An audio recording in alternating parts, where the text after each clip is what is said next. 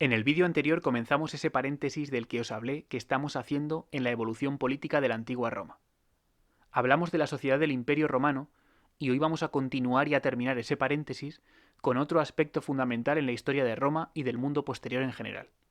Hoy vamos a hablar de la aparición del cristianismo.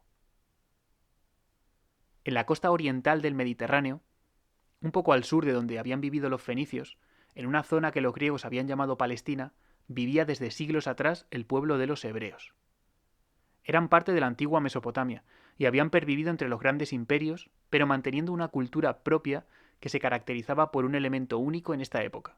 Su religión era monoteísta. Mono significa uno y teos significa Dios, por lo que una religión monoteísta significa una religión con un solo Dios. El resto de religiones, al intentar explicar el mundo que les rodeaba, veían que había múltiples fuerzas en la naturaleza, por lo que debían ser varios dioses los que las controlaran. Era lo común y lo lógico en esa época. Los hebreos profesaban el judaísmo, una religión distinta a todas las demás que afirmaba que solamente existía un Dios, al que ellos llamaban Yahvé, y proclamaban que algún día llegaría un Mesías Salvador que los redimiría de sus pecados y les permitiría alcanzar la vida eterna. En realidad, el judaísmo sigue existiendo hoy en día y los judíos siguen esperando la llegada de ese Mesías. En el siglo I después de Cristo, esta zona fue incorporada al Imperio Romano y se convirtió en la provincia de Judea. Esta provincia era gobernada por un prefecto romano, que obedecía a órdenes de Roma y se aseguraba de que se cumplían las leyes romanas. Uno de esos prefectos se llamó Poncio Pilato. En tiempos del gobierno de Octavio Augusto como emperador, nació en Belén, una población de la provincia de Judea, un hebreo llamado Josué o Jesús, que son dos traducciones del mismo nombre. A los 30 años comenzó a predicar entre los judíos, que recordamos que eran monoteístas, proclamándose hijo de Dios, enviado por él para salvar a los seres humanos de sus pecados.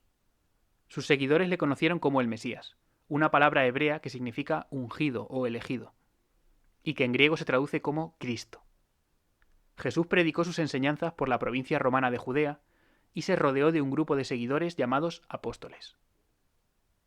Algunos judíos le siguieron, pero otros le consideraron un impostor y le acusaron de propagar una doctrina falsa y de desviar la religión sagrada. Los romanos también lo consideraron un peligro, pues muchas de sus enseñanzas se oponían a las leyes romanas y fueron adoptadas por grupos rebeldes que no querían formar parte del Imperio Romano. Entre unos y otros lo apresaron y lo crucificaron. Sus seguidores afirmaron que a los 3 días resucitó y ascendió a los cielos, y a partir de ahí elaboraron una nueva versión del judaísmo que denominaron cristianismo. En la práctica era la misma religión, solo que el judaísmo aún sigue esperando al Mesías y el cristianismo determina que Jesús fue ese Mesías enviado por Dios. El cristianismo pronto se difundió por todo el Imperio Romano. Sus enseñanzas de generosidad y de ayudarse unos a otros calaron enseguida entre las clases más pobres. Los primeros seguidores de Cristo se organizaron en pequeñas comunidades que formaban la Iglesia, una palabra que procede del griego eclesia. Si recordáis, así se llamaba la reunión o asamblea de ciudadanos en la antigua Atenas. La Iglesia sería eso, la reunión de todos los cristianos. Cada comunidad elegía un líder, denominado obispo. Con el paso de los siglos, el obispo de Roma, al ser la ciudad más importante, se convirtió en el líder de los demás obispos y se le llamó papas, que significa padre en griego, y hoy ha dado lugar al nombre del Papa de Roma. El cristianismo se difundió por todo el imperio y llegó a ser tan importante que los propios emperadores lo adoptarían como religión oficial del Imperio Romano. Pero eso lo veremos en el próximo vídeo.